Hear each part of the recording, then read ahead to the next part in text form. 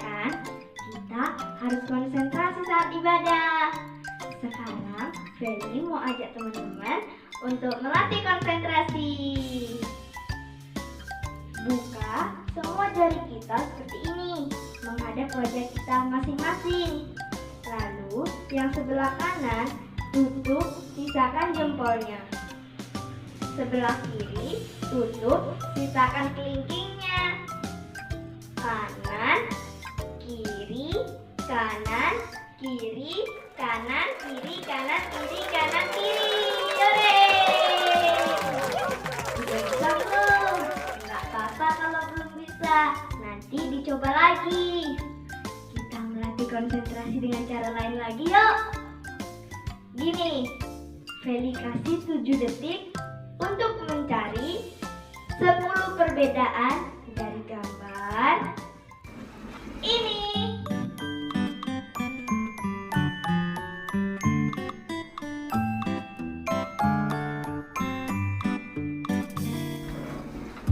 Gimana teman-teman? Udah ketemu semua jawabannya belum? Yuk kita cek sama-sama.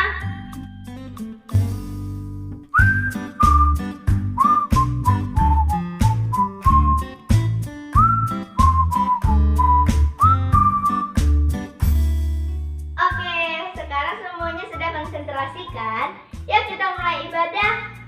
Siapkan Alkitab dan alat tulismu ya. Duduk yang nyaman. Kita memuji Tuhan dan mendengarkan firman Tuhan. Selamat beribadah. Sebelum kita memulai ibadah kita, mari kita berdoa terlebih dahulu.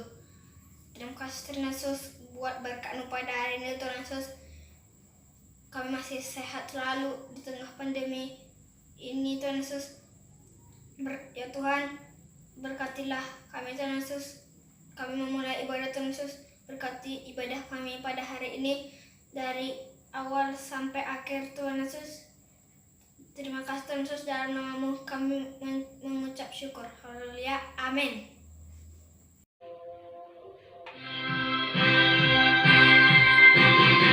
Tuhan siram lagi firman di hati, semakin tinggi. Dengan firman Tuhan dan doa setiap hari. Sampai hari ini firman yang di hati semakin tinggi.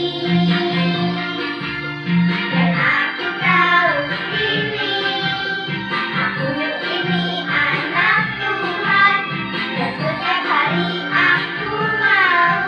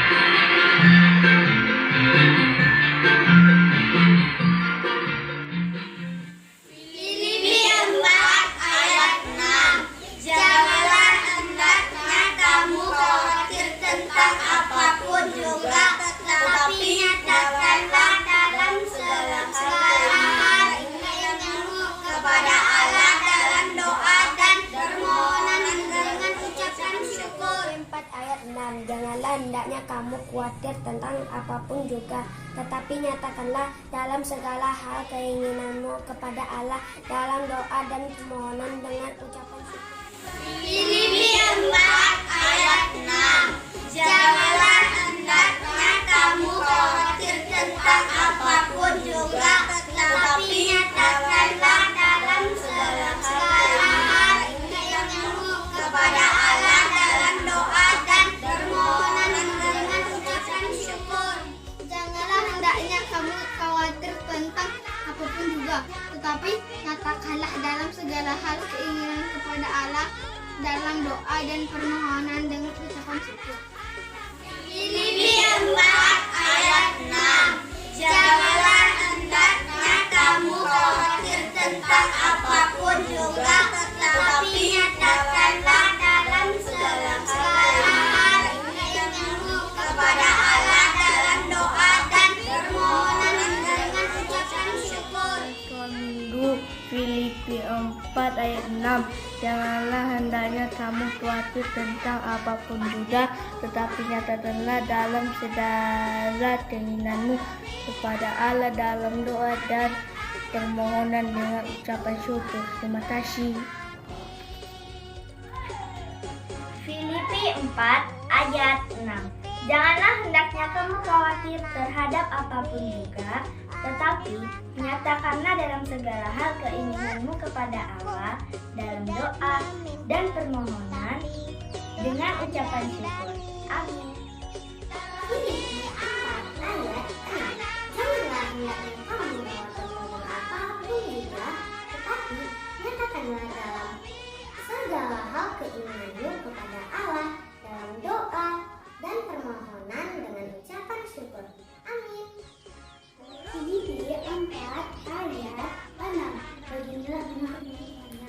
Janganlah hendaknya kamu khawatir tentang apapun juga, tetapi nyatakanlah dalam segala hal keinginanmu kepada Allah dalam doa dan permohonan dengan ucapan syukur. Amin.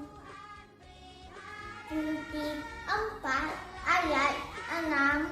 Janganlah hendaknya kamu khawatir tentang apapun juga, tetapi menyatakan dalam segala hal keinginanmu kepada Allah dalam doa permohonan dengan ucapan syukur. Amin. Filipi 4 ayat 6. Janganlah kamu khawatir tentang apapun juga, tetapi nyatakanlah dalam segala hal keinginanmu pada Allah dalam doa dan permohonan dengan ucapan syukur. Amin. Shalom. Shalom. Yuk kita kerja buat Tuhan.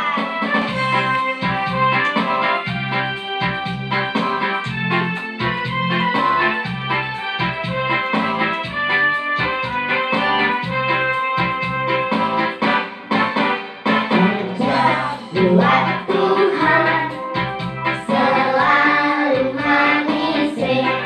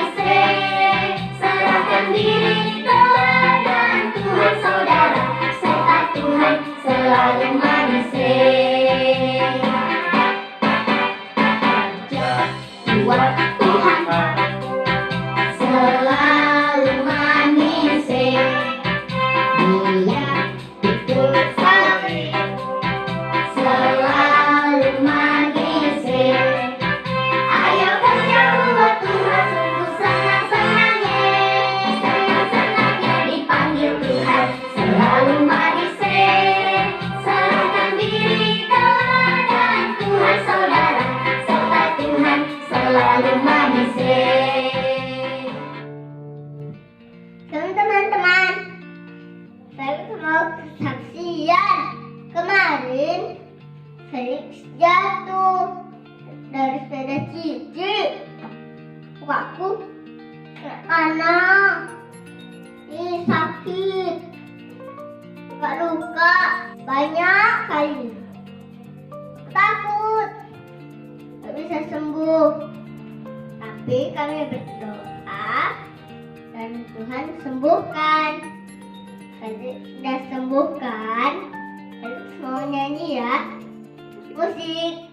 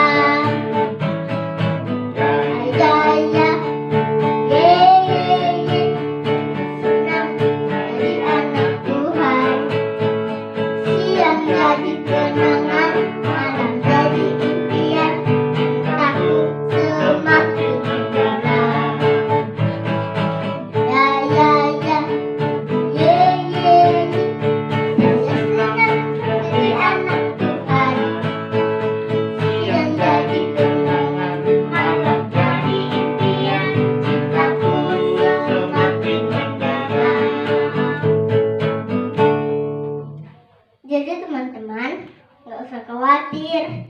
Kita ini anak Tuhan. Tuhan pasti jaga. Amin. Shalom adik-adik, yuk sebelum kita mendengar firman Tuhan, kita berdoa dulu. Tuhan Yesus yang baik, terima kasih buat puji-pujian yang sudah kami naikkan kepadamu. Dan sekarang Tuhan, kami siap mendengar firman-Mu. Dalam nama Tuhan Yesus, haleluya, amin. Nah adik-adik, firman Tuhan kita kali ini diambil dari Matius 20 ayat 1 sampai ke 16. Perumpamaan tentang orang-orang upahan di kebun anggur. Alkisah di sebuah kerajaan ada seorang tuan yang memiliki kebun anggur yang sangat luas. Dan pukul 9 pagi, tuan ini berjalan berkeliling. Di depan pasar, dia menemukan beberapa pemuda sedang duduk bersantai. Dan tuan ini menanyakan, "Mengapa kamu tidak bekerja?" Lalu pemuda ini menjawab kepada tuan itu, "Tuan, kami tidak memiliki pekerjaan. Sepertinya tidak ada ladang yang bisa kami kerjakan, atau mungkin memang inilah nasib kami hanya bisa berdiam di sini saja." Lalu tuan ini melanjutkan perkataannya kepada mereka, "Nah, kebetulan aku memiliki kebun anggur yang sangat luas. Dan apakah kalian mau bekerja bersama dengan aku?" Wah, pemuda ini sangat senang dan dia mengatakan, "Ah, kami mau Tuan. Tenang saja, aku akan memberi kalian 1 dinar selama sehari. Apakah kalian mau bekerja bersamaku?" Wah, pemuda ini mereka mau dan mereka langsung bekerja bersama dengan Tuan itu. Bersama-sama dengan Tuan, mereka pergi menuju ke kebun anggur yang akan dikerjakan.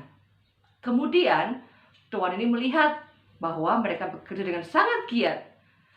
Pukul 12 siang, sang tuan berjalan berkeliling untuk menikmati hari-harinya. Ternyata di depan sana masih ada segerombolan pemuda yang terlihat tidak memiliki pekerjaan. Tuan ini mendekat dan dia menanyakan, "Mengapa kalian tidak bekerja?"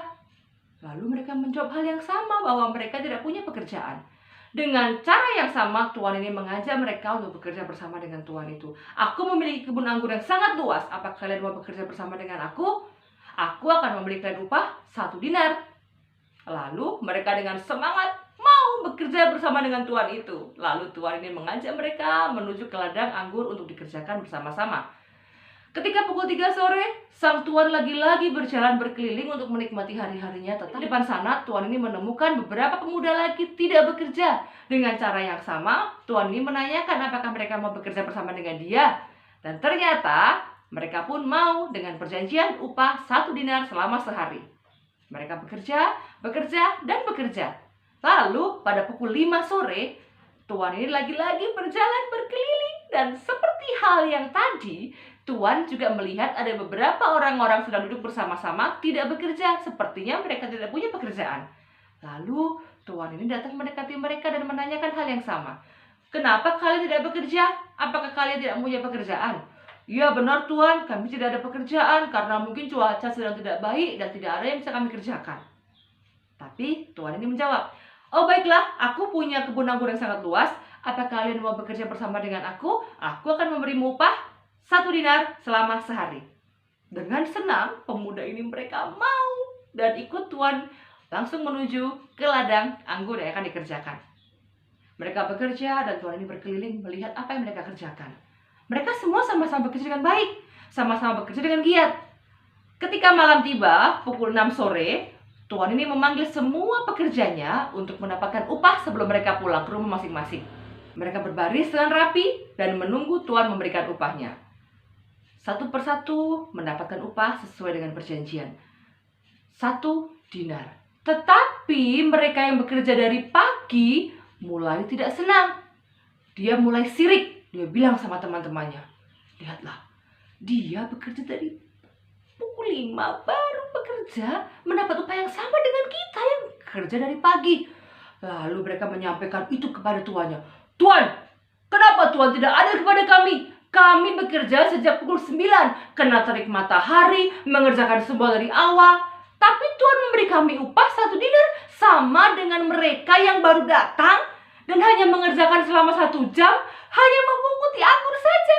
Tuan, kenapa kamu tidak adil? Kami hanya 1 dinar, mereka juga 1 dinar. Kenapa semuanya sama? Tidak adil, Tuan." Mereka marah. Tetapi Tuan dengan santai mengatakan apa? "Hei, aku memberi kalian upah sesuai dengan perjanjian awal. Bukankah aku mengatakan kepadamu akan memberikan upah 1 dinar selama sehari? Dan kalaupun aku memberikan juga 1 dinar kepada mereka yang baru datang, kenapa kamu harus tidak suka? Apakah di matamu aku ini jahat ketika aku melakukan hal yang baik sesuai dengan hakku?" Nah adik-adik, Tuhan kita itu hebat banget. Dia menciptakan seluruh isi dunia ini gak ada yang sama. Bahkan kakak adik satu keluarga pasti berbeda. Saudara kembar juga berbeda. Begitu juga kehidupan di dunia ini, ada yang menjadi kaya, ada yang mungkin kurang kaya, ada yang sangat jenius, ada yang harus belajar ekstra keras supaya bisa mendapat nilai yang bagus. Itu untuk apa? Karena Tuhan menciptakan seisi dunia ini untuk bisa saling melengkapi dan saling tolong-menolong. Bayangkan ya, kalau semua itu menjadi pedagang bakso, siapa yang mau jajan bakso? Kalau semua menjadi pengusaha, siapa yang mau membersihkan jalanan? Kalau semua menjadi dokter, siapa yang menjadi resepsionisnya? Nggak ada. Itulah Tuhan menciptakan isi dunia ini supaya seimbang, saling tolong-menolong dan saling melengkapi. Tapi satu hal yang perlu kita tahu dan harus kita yakini bahwa Tuhan itu memelihara kita semua. Dia memeliharaku, Dia memeliharamu, dan Dia juga memelihara kita semua sesuai dengan apa yang menurut Tuhan itu baik. Sesuai dengan apa yang menurut Tuhan itu tepat buat ciptaannya. Karena Tuhan yang mengenal diri kita sendiri, Tuhan yang mengenal masing-masing ciptaannya. Yuk, sekarang kita hafalin ayat hafalannya ya. Tenang aja, nggak banyak ayat hafalan kali ini. Mazmur 136 ayat 1a. Mazmur 136 ayat 1a. Bersyukurlah kepada Tuhan sebab Ia baik.